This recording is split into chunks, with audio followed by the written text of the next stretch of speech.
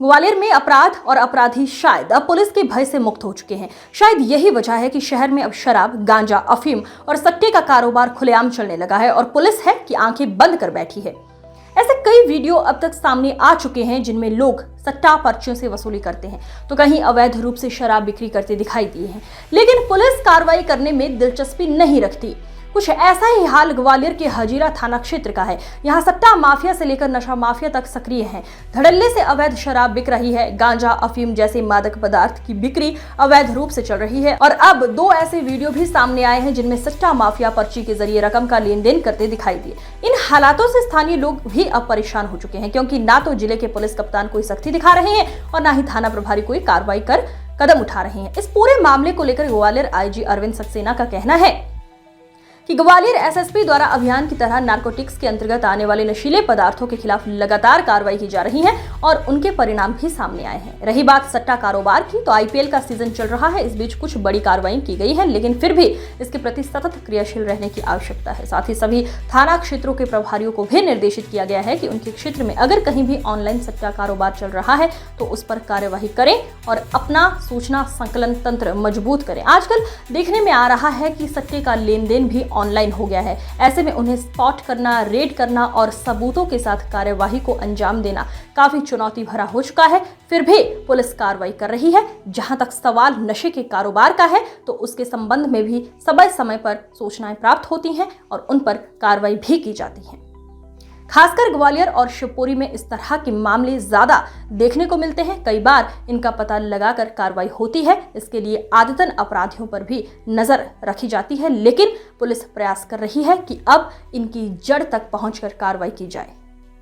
वहीं इन हालातों को अनदेखी और संरक्षण के आरोप पर कहा कि जो भी संबंधित थाना प्रभारी इस तरह के मामलों में संलिप्त पाए जाते हैं उनके लिए पद से पृथक करने के अलावा दूसरा विकल्प नहीं है। विभागीय जांच के माध्यम से इसलिए वे सचेत रहें और ईमानदारी से काम करें। साथ ही आईजी ने प्रभावी कार्रवाइयों के लिए आने वाले समय में ग्वालियर के साथ चंबल डिवीजन के साथ मिलकर काम करने की बात भी कही है।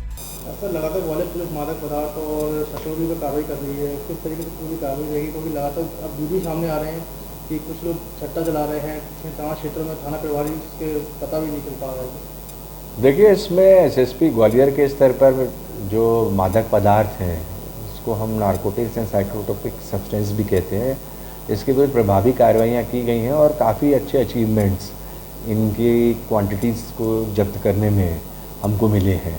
और जहाँ तक जो सटोरियों का प्रश्न है, इसके खिलाफ भी खासकर इस आईपीएल टूर्नामेंट इस समय चल रही है, कुछ कार्रवाइयाँ अभी हाल में बड़ी नेचर की हुई हैं, तो इसमें सतत अभी हमको क्रियाशील रहने की आवश्यकता है और इसमें सभी संबंधित थाना प्रभारियों को हम लोगों के स्तर पर निर्देशित किया गया है कि उनके क्षेत्र में ऐसे कोई भी व्यक्ति हैं जो कि ऑनलाइन सट्टे में संलग्न है तो उनके ऊपर कठोर से कठोर कार्रवाई करें। इसके लिए जो आसूचना संकलन तंत्र है इसको मजबूत किया जाए और जिससे हमको और जल्दी खबरें मिलें और हम टाइमली इसको रेड कर सकें। आजकल आप देखते होंगे कि ऑनलाइन चूँकि इसका ट्रांजैक्शन चलता है तो इसको एक प्रकार से आइडेंटिफाई करना उस पर्टिकुलर स्पॉट को और उसके बाद फिर रेड करना और फिर उतना सब्सटेंसिव एविडेंस सहित पूरा मटेरियल या राशि जब्त करना निश्चित रूप से चैलेंजेबल काम रहता है, लेकिन पुलिस इसमें कार्रवाई कर रही है और आगे भी कार्रवाई करेगी।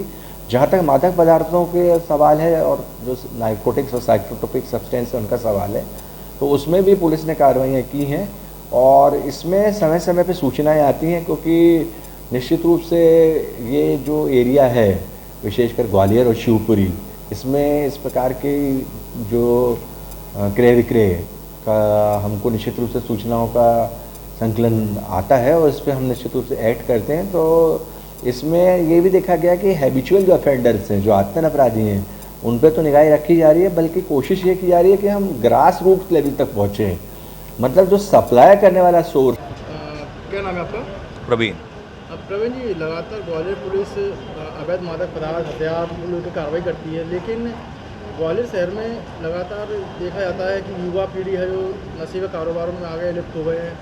क्या मानते हैं, क्या देखते हैं? मुझे लगता है कहीं ना कहीं रंगबाजी चरम पर है ग्वालियर में। जिस प्रकार से आए दिन हर्ष फायर हो रहे हैं और युवाओं में अच्छा कुछ करने की बिल्कुल भी ललक नहीं है, आगे बढ़ने की, परिवार को आगे बढ़ाने की कोई ललक नहीं है। केवल रंगबाज उनको बनना है, रंगबाजी की रील्स बनानी है। और ऐसे ही नशे का जिस प्रकार से आपने कहा, तो 2 नंबर के काम से जल्दी बड़ा बनने की, जल्दी बड़ा कुछ करने की, पैसे कमाने की कहीं ना कहीं लड़कों की और युवाओं की संगति में इस तरह की धुर्स उन पर सवार है। और इसी के चलते हजीरा थाने की अगर आप बात कर रहे हैं तो हजीरा थाने नहीं, मुझे लगता है ग्वालियर का ऐसा कोई थाना नहीं है जिसमें कि IPL का सट्टा ना चल रहा हो इस थाने क्षेत्र में। जिस थाने क्षेत्र में जो स्मैक, गांजा या अफीम, शराब ये इनलीगल तरीके से ना बिक रहे हों, तो सब कुछ हो रहा है। पुलिस कार्रवाई कर रही है, छोट-मोट कार्रवाइयाँ हो जाती हैं, लेकिन उसके बाद कभी कुछ नहीं रुकता और ऐसे ही लगातार ये चीज़ें चलती रहें। पुलिस को रणनीति कहीं ना कहीं बनानी पड़ेगी, किस प्रकार से इन चीज़ों को जीरो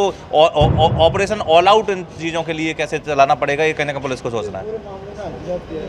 हजीरा थाना पे नाम भी सामने आया। देखिए मैं आपको बताऊं कि भूमिका सामने आई है, एक पर्टिकुलर TI की आप बात कर रहे हैं। मुझे लगता है कि ऐसे केस कितने पहले हो चुके हैं जिसमें कि आरोपियों ने खुद बोला है।